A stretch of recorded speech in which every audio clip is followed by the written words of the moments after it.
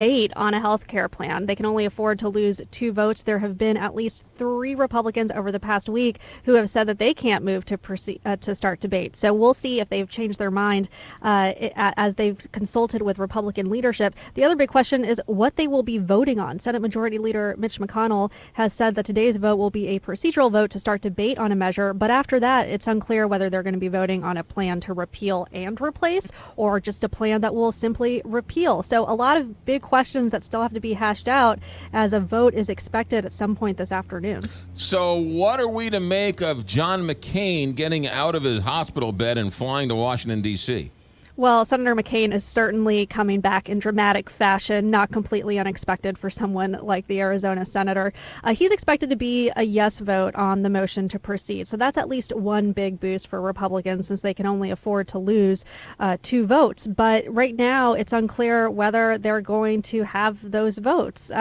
If they do lose 2 votes, Vice President Pence would have to come in to cast that tiebreaker of a vote. And right now, the White House is confident that they're going to go ahead and get this bill, have the debate started. Sounds like they're paying off a lot of senators. I heard upwards of $200 billion to get some voters changed.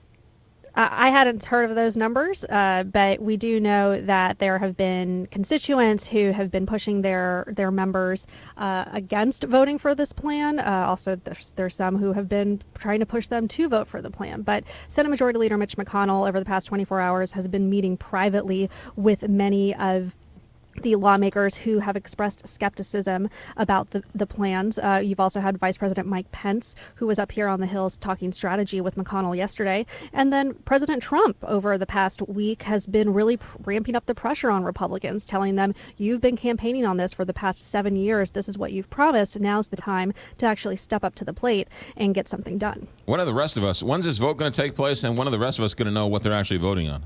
So right now, they still haven't given us an exact time for the vote. We know that Senate Republicans will be meeting for their weekly luncheon around noon Eastern time today. They'll likely talk about the health care plan there, and then hopefully after that, we'll get some type of announcement on when they will be holding this the vote. Mm-hmm. Arlette Sands, ABC News correspondent on Capitol Hill, following this for us. Good morning, and thanks for checking in. Thank you for having me. 7:57.